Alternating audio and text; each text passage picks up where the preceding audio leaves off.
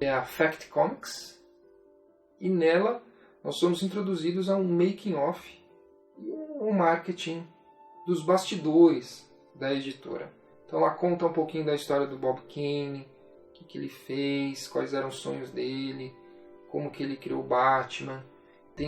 Eu lembro que tem uma ilustração muito legal de como ele construiu a Batcaverna. Então tem lá um esquema do Bruce Wayne arquitetando a Batcaverna. É uma edição bem legal, assim, bem histórica também.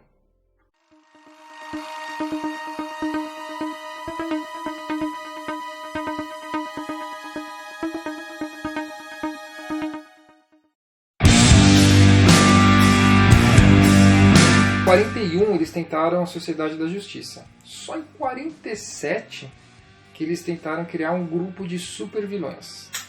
Sociedade da Injustiça. E aí lá, esses vilões se reuniram porque eles falaram, a gente tem que se reunir para pegar os caras, os super-heróis, a gente tá ferrado.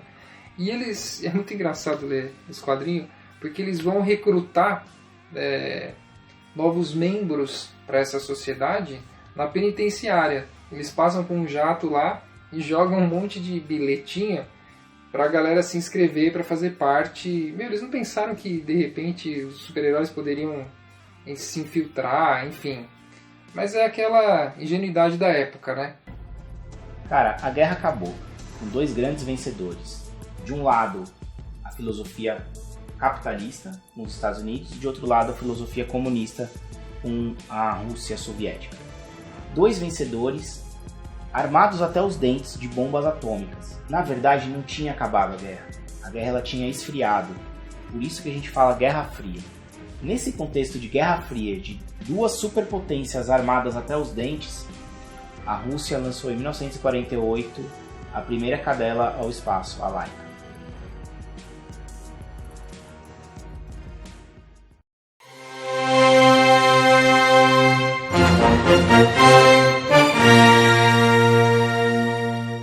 Edição comemorativa de 10 anos do Superman.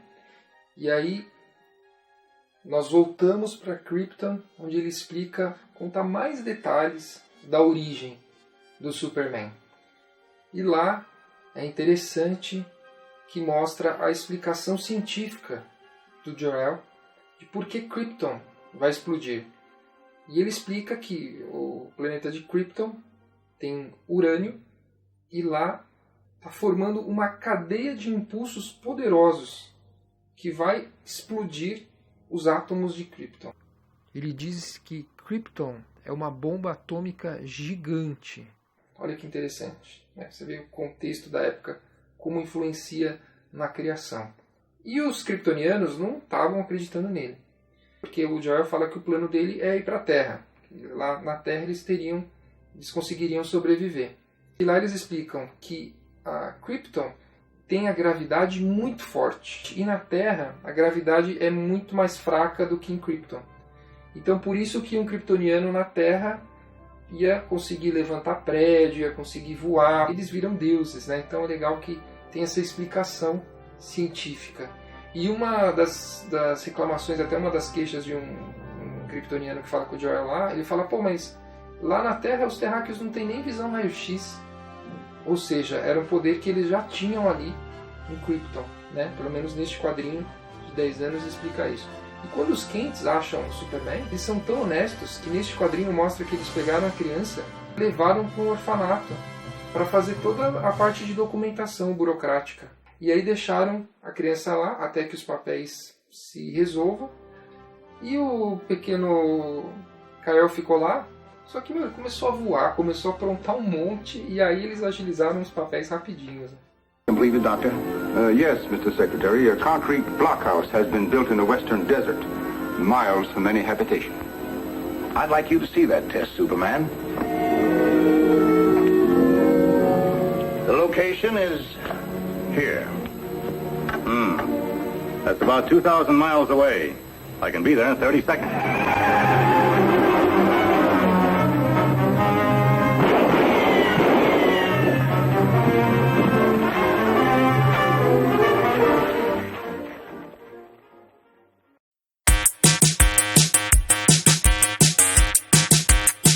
Cara, 3 anos depois de estrear da Adventure Comics, o Superboy ganha sua própria revista. Mas o Superboy não é o Superboy atual, não é o Connell, aquele cara lá com a camisa preta e tal, que é o Connor Kent. O Superboy da época, da Era de Ouro, era o Superman jovem. Então era o Superman narrando suas aventuras da juventude. E também tinha esse apelo de pegar a juventude, o adolescente, e ter um Superman jovem. Então mostrava bem isso, que era o Superman contando as suas histórias quando ele ainda era o Superboy.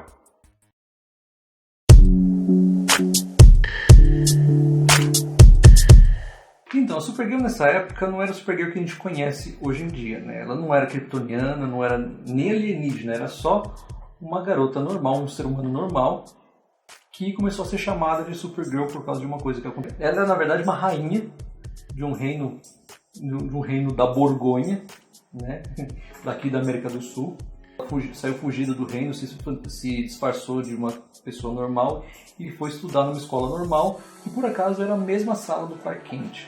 E ela era boa em matemática, em história, em educação física, ela era a melhor jogadora de tudo quanto era coisa que ela jogava, então ela começou até a ser excluída do grupo. As meninas achavam ela muito atrevida, até chegaram a chamá-la de tomboy, que é uma expressão para uma mulher que é mais masculina e tal. E os meninos, eles tinham medo dela, eles ficavam inseguros com ela. E só o Clark Kent que ficava, oh meu Deus, que mulher incrível, nunca vi uma garota tão incrível assim e tal. E eles ficaram amiguinhos e tal.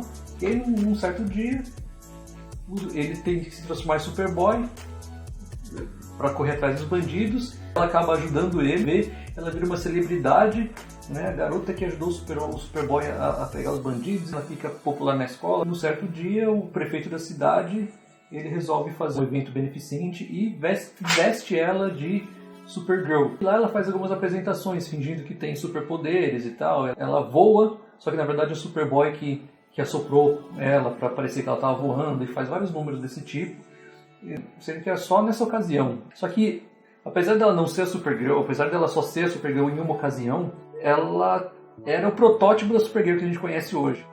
Essa é uma das histórias que, pra mim, é uma das melhores da época de ouro da DC Comics. Lois Lane vai investigar um cara, que ele é um mágico. Ele usa um turbante com uma pedra e tal na cabeça. E aí ela vai lá investigar, e o Superman vai investigar sem ela saber, porque ele quer protegê-la e tal. E, obviamente, ela é ameaçada lá, o Superman entra em ação, confronta esse cara, e quando eles vão entrar pro duelo, ele fala umas palavras mágicas e o Superman cai no chão. Ele, pô, quem é esse cara, né? Foi investigar quem é esse cara. E ele descobriu que ele era um colecionador de pedras. Ele colecionava alguns meteoritos. E aí o Superman ficou intrigado e quis saber, pô, de onde que vieram esses meteoritos? Qual que é a origem deles? E ele voa na velocidade da luz, e ele rompe o espaço e o tempo, ele chega a ficar numa forma fantasma, e ele acaba indo para Krypton, no passado.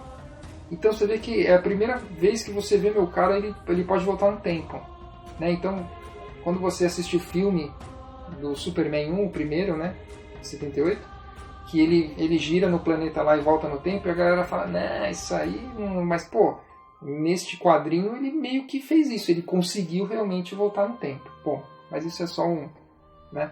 E aí ele volta no tempo, ele acaba caindo em Krypton, e aí ele não sabe que ele veio dali, né?